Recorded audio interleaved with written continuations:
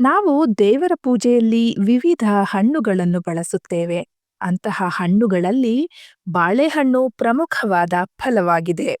ಪೂಜೆಗೆ ಯಾವುದೇ ಹಣ್ಣು ಸಿಗದಿದ್ದರೂ ಬಾಳೆಹಣ್ಣನ್ನೇ ಉಪಯೋಗಿಸುತ್ತೇವೆ. ಬಾಳೆಹಣ್ಣುಗಳಲ್ಲಿ ನೀವು ಜೋಡಿ ಬಾಳೆಹಣ್ಣುಗಳನ್ನು ಅಥವಾ ಅವಳಿ ಬಾಳೆಹಣ್ಣುಗಳ ಬಗ್ಗೆ ಕೇಳಿರಬಹುದು.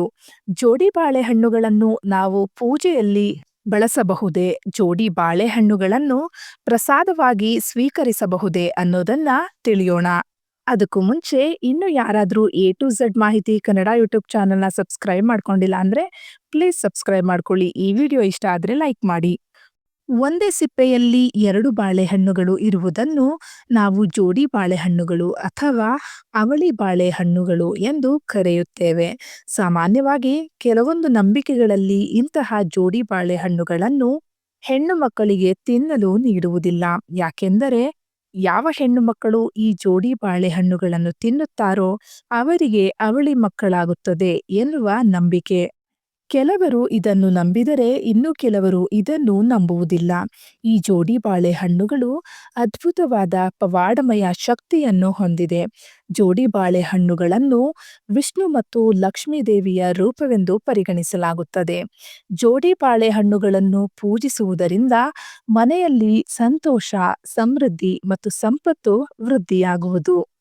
ಬಾಳೆಹಣ್ಣುಗಳು ಜೋಡಿ ಬಾಳೆಹಣ್ಣುಗಳಾಗಲು ವಿವಿಧ ಕಾರಣಗಳಿವೆ. ಕೆಲವೊಮ್ಮೆ ರಾತ್ರಿ ಸಮಯದಲ್ಲಿ ಬಾಳೆ ಹೂವುಗಳ ಮೇಲೆ ಇಬ್ಬನಿ ಹನಿಗಳು ಬಿದ್ದಾಗ ಅಥವಾ ವಿಶೇಷವಾದ ಗ್ರಹಗಳು ಮತ್ತು ನಕ್ಷತ್ರ ಪುಂಜಗಳ ಸಂಯೋಜನೆಯಾದಾಗ ಸಾಮಾನ್ಯ ಬಾಳೆಹಣ್ಣುಗಳು ಜೋಡಿ ಬಾಳೆಹಣ್ಣುಗಳಾಗಿ ಪರಿವರ್ತನೆಗೊಳ್ಳುತ್ತದೆ.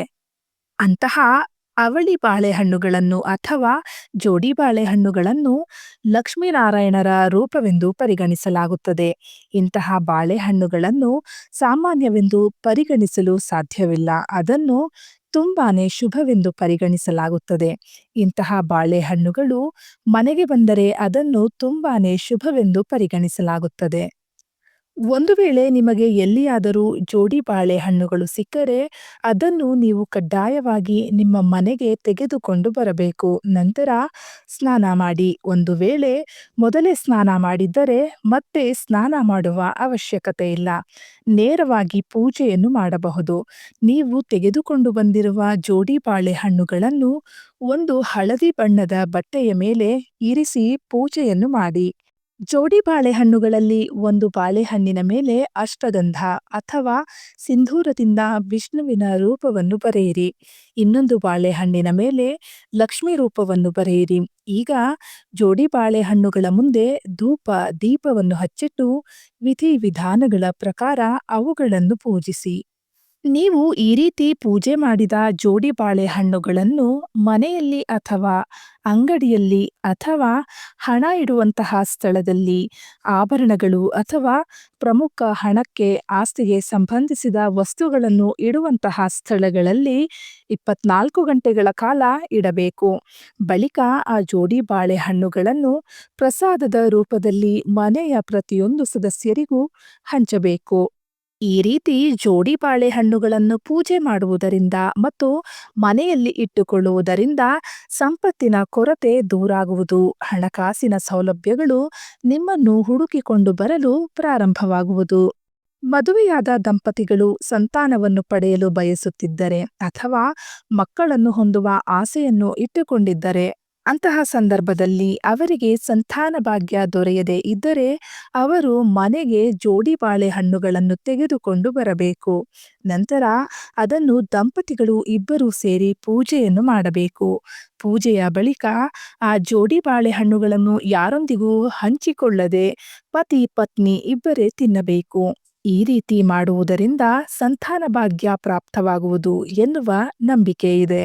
ನೀವು ಪದೇ ಪದೇ ಹಣಕಾಸಿನ ಸಮಸ್ಯೆಯಲ್ಲಿ ಸಿಲುಕಿಕೊಳ್ಳುತ್ತಿದ್ದರೆ, ಎಲ್ಲ ಕೆಲಸಗಳಲ್ಲೂ ಹಣದ ನಷ್ಟವನ್ನು ಎದುರಿಸುತ್ತಲೇ ಇದ್ದರೆ ಅಂತಹ ಸಂದರ್ಭದಲ್ಲಿ ನೀವು ಜೋಡಿ ಬಾಳೆಹಣ್ಣಿನಿಂದ ಹೀಗೆ ಮಾಡಬೇಕು. ಜೋಡಿ ಬಾಳೆಹಣ್ಣುಗಳನ್ನು ತಂದು ಕೇವಲ ಅದರ ಸಿಪ್ಪೆಯನ್ನು ತೆಗೆದುಕೊಳ್ಳಿ. ನಂತರ ಆ ಸಿಪ್ಪೆಯನ್ನು ಮನೆಯ ಅಂಗಳದಲ್ಲಿನ ಮಣ್ಣಿನಲ್ಲಿ ಹೂತು ಹಾಕಿ ಅಥವಾ ಒಂದು ಪಾತ್ರೆಯಲ್ಲಿ ಇಡಿ. ನಂತರ ಒಂದು ಬಾಳೆದಿಂಡನ್ನು ಹಳದಿ ಬಣ್ಣದ ಬಟ್ಟೆಯಲ್ಲಿ ಇಟ್ಟು ಅದರಲ್ಲಿ ಅಕ್ಕಿ, ವೀಳ್ಯದೆಲೆ ಮತ್ತು ನಾಣ್ಯವನ್ನು ಇಟ್ಟು ಕಟ್ಟಿ ಒಂದು ಗಂಟನ್ನಾಗಿ ಮಾಡಿ ಈ ಗಂಟನ್ನು ದೇವರ ಕೋಣೆಯಲ್ಲಿಡಿ. ಈ ರೀತಿ ಮಾಡುವುದರಿಂದ ಹಣದ ಸಮಸ್ಯೆಗಳು ದೂರಾಗುವುದು.